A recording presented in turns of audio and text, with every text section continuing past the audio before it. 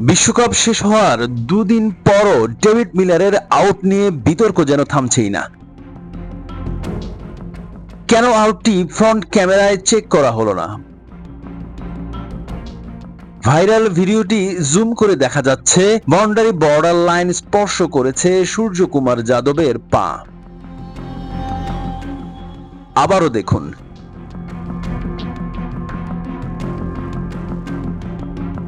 সূর্যকুমারের পা boundary line স্পর্শ করার কারণে কাপড়টি নড়ে উঠেছিল। তাহলে কি সমালোচকদের কথাই ঠিক? ভারতকে জেতাতেই আইসিসির এত আয়োজন? কমেন্টসে আপনাদের মতামত অবশ্যই জানাবেন।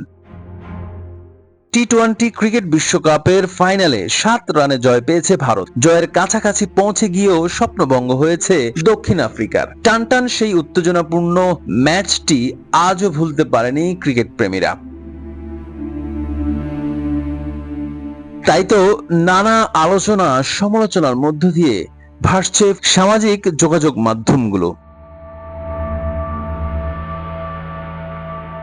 সৈয়দ আল হাসান শিমুল লিখেছেন, ক্লাসেনের বুম বুম ব্যাটিং ম্যাচটা সহজ করে দিয়েছিল, তবে মিলারের এই দুর্দান্ত ক্যাচ ছিল ম্যাচের টার্নিং পয়েন্ট। ক্যাচটা নিয়ে বিতর্ক চলছে।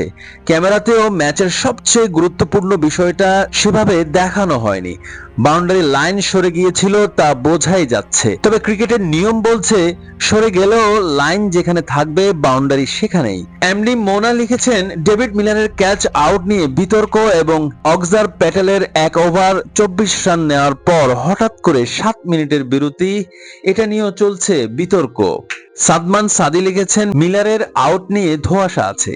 ক্যাচ ধরার সময় ফিল্ডারের পায়ের পজিশন ফ্রন্ট ক্যামেরায় চেক না করায় এই জয় নিয়ে যথেষ্ট সন্দেহ রয়েছে। কেউ কেউ বলে কমিটির টিম বলে কথা। মোহাম্মদ মোজাম্মেল হক লিখেছেন, ম্যাচের এমন ক্রুশিয়াল মোমেন্ট, ম্যাচ পরিবর্তনের এই ক্যাচটি চারপাশের অ্যাঙ্গেল থেকে না দেখেই তা তড়িঘড়ি করে আউট দিয়ে দেওয়া হলো। যেভাবেই হোক কমিটির টিমকে জেতাতেই হবে।